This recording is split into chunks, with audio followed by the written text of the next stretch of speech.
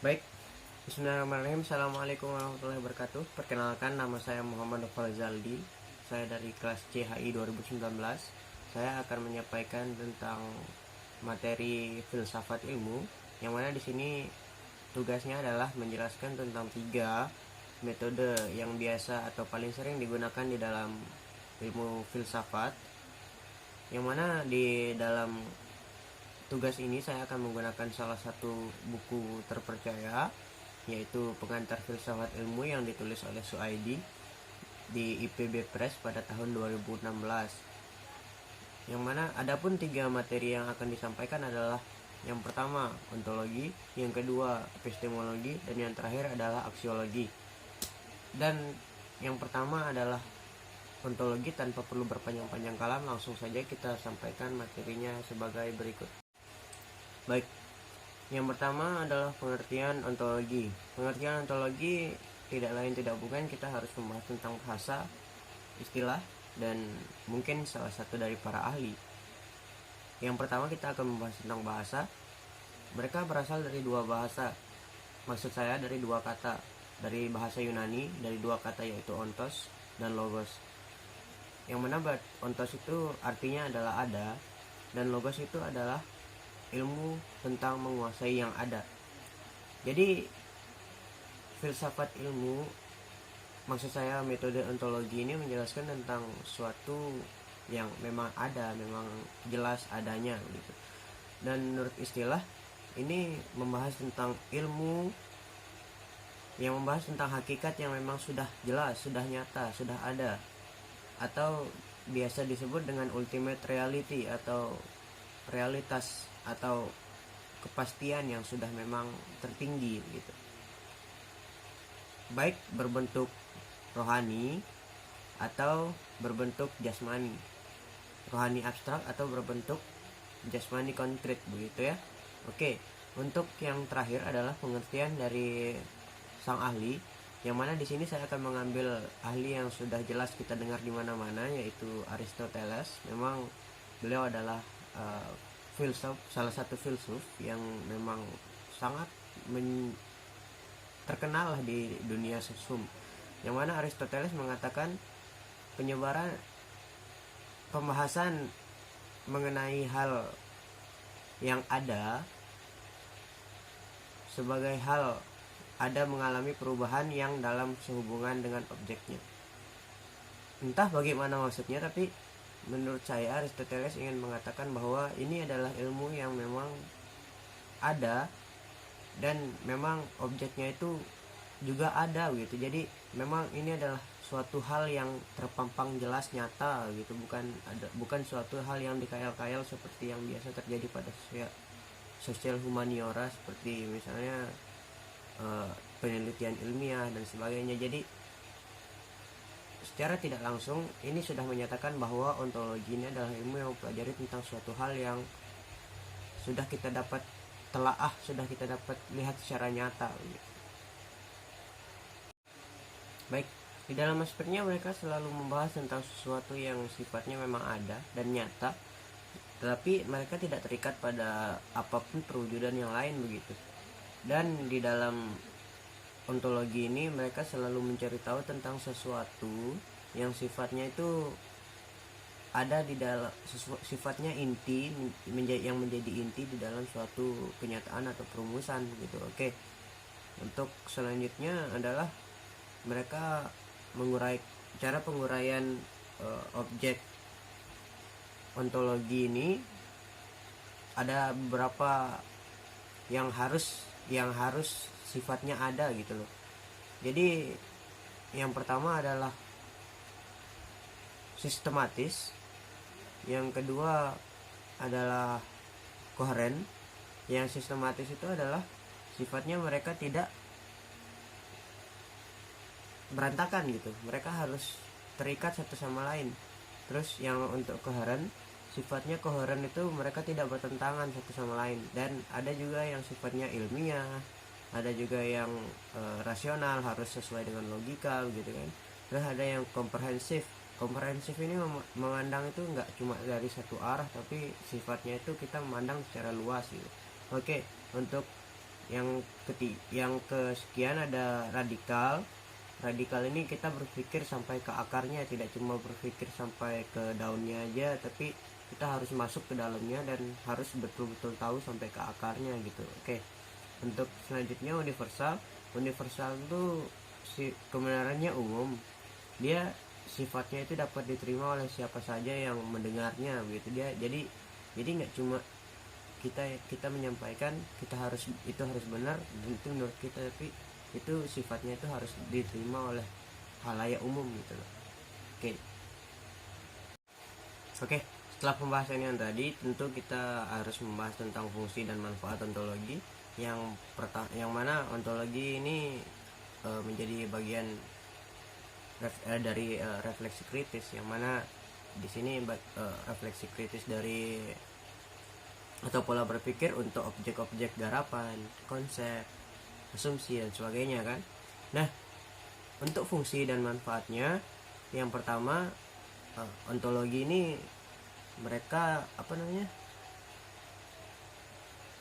menjadi sebuah hal penting, karena ketika sebuah asumsi itu salah, sebuah asumsi itu pasti akan menimbulkan atau menumbuhkan suatu teori atau suatu asumsi-asumsi lainnya yang memang tentunya, atau metodologi yang memang tentunya bakal salah juga gitu kan.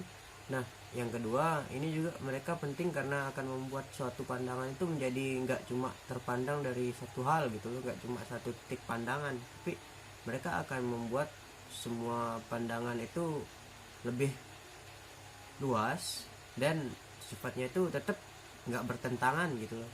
Jadi tetap sifatnya nggak bertentangan, tapi kita bisa memandangnya secara luas. Oke, untuk yang terakhir, ontologi itu dalam struktur ilmu itu, dan seberapa pentingnya itu, dia ini kayak gimana ya, kayak ada sebuah gunung es di lautan, yang mana kita lihat yang dia di luar itu cuma sedikit, tapi kita nggak tahu di bagian dalamnya itu ada seberapa luas. Jadi ontologi ini kayak sebuah gunung es, tapi bagian yang di bawah lautnya dia itu luas banget, besar banget, tapi kita jarang nyelam ke situ gitu loh. Jadi orang-orang lebih banyak mempelajari tentang terapannya, tapi ontologi ini yang sedang menopang ilmu-ilmu yang kita pelajari itu gitu loh. Jadi kalau urusan bertanya seberapa pentingnya, ontologi ini adalah menjadi dasar atau landasan-landasan ilmu yang memang sifatnya sangat mendasar, sifatnya harus ada gitu, harus sangat jelas terpampang untuk berbagai macam ilmu yang ada. Tapi memang sejauh ini kita ketika membahas suatu ilmu pasti jarang menggunakan ontologi, karena ya ontologi hanya sebagai undang-undang lah dalam berbagai ilmu.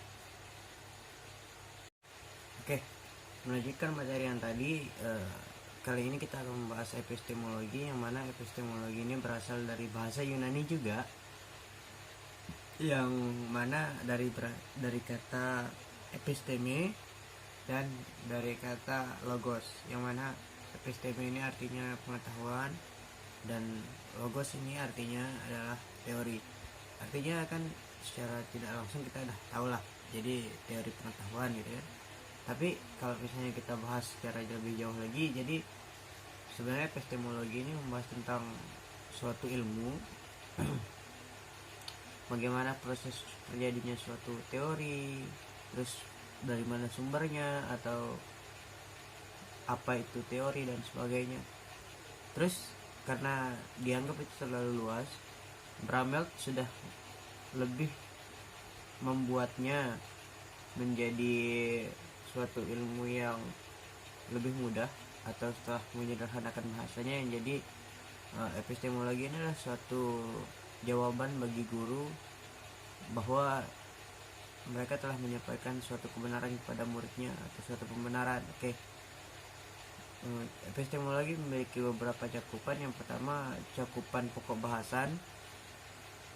Cakupan pokok bahasan ini mereka lebih ke arah apakah mereka menyampaikan suatu pokok bahasan itu secara luas, secara umum, atau mereka membahasnya secara khusus gitu loh. Jadi ndak semena-mena kita langsung membahas suatu permasalahan, ndak semena-mena kita langsung membahas suatu hal. Jadi kita di sini membahas tentang apakah dia itu secara umum, apakah dia itu secara luas, atau dia ini secara khusus gitu. Oke. Dari sudut pembahasan, dari namanya kita udah bisa jelasin bahwa ini tergantung dari sudut mana subjek kajian yang akan dibahas. Oke. Untuk aliran-aliran epistemologi ada beberapa dan saya hanya memasukkan 5 di sini. Yang pertama yaitu rasionalisme dari kata rasional. Jelaslah kita tahu bahwa ini berasal dari akal-akal pikiran yang sifatnya logis gitu kan. Terus untuk yang kedua yaitu empirisme. Empirisme ini berpendirian bahwa segala sesuatu yang kita dapatkan atau menjadi pengalaman kita itu, segala suatu pengetahuan kita itu berasal dari pengalaman indera, baik secara luar ataupun secara dalam. Terus yang ketiga ada realisme. Realisme selalu berpikiran bahwa objek yang dilihat oleh indera atau segala pengalaman segala hal atau objek yang sudah diserap oleh indera itu memang murni nyata dalam objek tersebut. Terus yang keempat ada kritisisme, yang mana kritisisme ini membahas tentang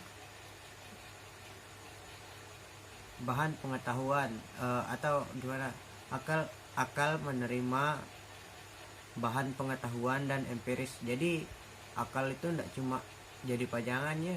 Jelas sekali bahwa akal itu berfungsi untuk menjadi sebuah wadah untuk menampung pengetahuan dan empiris. Oke, yang terakhir saya masukkan di sini ada skeptisisme, yang mana skeptisisme seperti kita tahu skeptis itu sifat keraguan-raguan lah. Dan di sini skeptisisme itu selalu berpikir bahwa indera itu adalah suatu hal yang menipu atau suatu hal yang menyesatkan. Oke. Yang terakhir dari epistemologi saya akan bahas adalah metodologi memperoleh ilmu, yang mana metodologi memperoleh ilmu ini ada 5. Yang pertama itu indukatif. Indukatif ini menyimpulkan pernyataan observasi menjadi lebih umum, yang mana ketika kita melakukan kita melakukan penelitian, observasi dan sebagainya, itu pasti kita menemukan banyak data dan sebagainya. Nah, dari data-data tersebut kita harus menyimpulkan menjadi suatu hal yang secara umum, ya secara luas gitu. Jadi secara universal. Jadi nggak cuma kita melihat data-data tersebut, tapi kita harus paham, oh begini loh secara luasnya, secara garis besarnya. Terus yang kedua ada deduktif. Deduktif ini hampir sama. Mereka itu dari observasi tersebut mereka melakukan pendataan lebih lanjut dan mereka akhirnya nyusun secara runtut gitu ya. Jadi tidak cuma ada data mentah, tapi mereka sudah lakukan lebih lanjut dan akhirnya di situ menjadi sebuah data yang runtut karena mereka sudah menyusunnya sedemikian rupa gitu. Untuk di ketiga positivisme, yang mana di sini positivis ini berpangkal pada apa yang diketahui. Jadi apa yang diketahui dan itu positif itu adalah dasar-dasarnya. Terus untuk kontemplatif, yang mana di sini terdapat keterbatasan indera dan akal yang akan menyebabkan perolehan ilmu menjadi berbeda-beda. Jadi indera atau akal kita ini enggak, jumlahnya itu bukan tidak terbatas, tapi kita terbatas. Jadi ilmu-ilmu yang akan kita serap itu sifatnya itu berbeda-beda dari apa yang telah kita tangkap sebenarnya. Jadi otak kita akan mengolah kembali ya, seterusnya. Terus yang ketiga adalah dialektis. Dialektis ini sebenarnya sifatnya itu mencari kemurnian ya, mencari kejernihan dari filsafat. Jadi itulah kayak yang sudah sering kita lakukan di filsafat, yaitu tanya jawab ini sifatnya itu mencari kejernihan dari filsafat. tersendiri dialektis itu. Baik, akhirnya sampai juga kita di kajian yang terakhir, yaitu kajian aksiologi. Nah, kajian aksiologi ini sebenarnya kajian yang tidak terlalu ribet ya kayak kajian-kajian sebelumnya, yang mana soalnya kajian ini nggak asing di telinga kita juga. Kajian yang membahas tentang nilai, pengertiannya pun bahwa kajian ini berasal dari bahasa Yunani juga, yang mana berasal dari kata aksim, yaitu nilai, dan logos, yaitu ilmu tentang nilai, iya kan? Oke, ini teori yang berkaitan tentang kegunaan dari pengetahuan yang diperoleh. Oke, untuk nilai, memang kegunaan dari nilai itu sangat penting ya. Jadi nilai adalah faktor utama untuk aksiologi ini, dimana memang nilai itu nggak jauh-jauh dari banyak hal ya, yang entah itu nilai estetika, nilai dan sebagainya lah pokoknya. Bahkan di sekolah pun kita ketika mendapatkan nilai rendah kita akan mengalami kesedihan yang luar biasa. Oke, untuk kegunaan pun aksiologi ini lebih mudah dicerna, yang mana kegunaannya adalah yang pertama itu mereka berfungsi untuk menjadi teori-teori yang dari sekian hal yang berkembang gitu. Terus yang kedua untuk sebagai arahan gitu, sebagai pandangan. Terus yang terakhir bisa jadi sebagai pengganti dari pemecah masalah, yang misalnya nih, kalau misalnya ada batu di depan rumah, ketika kita menendangnya maka kita akan jatuh. Jadi anggapannya itu kayak batu itu masalah, dan kalau misalnya kita tidak singkirkan masalah itu bakal jadi masalah yang terus menerus gitu. Terus yang terakhir, secara simpel saja, ini kajian yang paling gampang, sekali lagi saya bilang. Jadi memang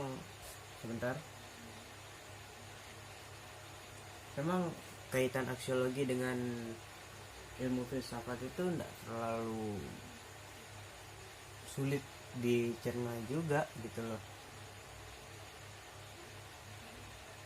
Sebenarnya memang nilai-nilai itu bersifat objektif, tapi kadang-kadang dia subjektif. Jadi nilai itu tergantung suatu halnya gitu. Jadi kalau misalnya kita melihat sesuatu pasti itu ada nilainya. Misalnya berlian bernilai sekian, emas bernilai sekian, nilai anak-anak kita sekian, dan sebagainya.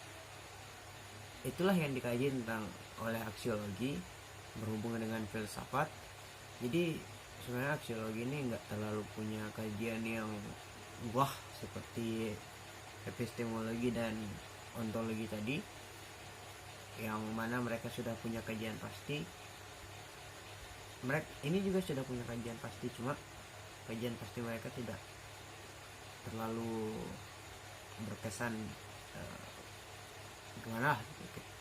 Oke, mungkin ini saja yang bisa disampaikan. Kurang lebihnya saya mohon maaf, dan apabila ada salah kata atau salah materi itu mohon diperbaiki. Sekian, saya Muhammad Falizaldi dari Hubungan Internasional 2019 pamit undur diri. Assalamualaikum warahmatullahi wabarakatuh.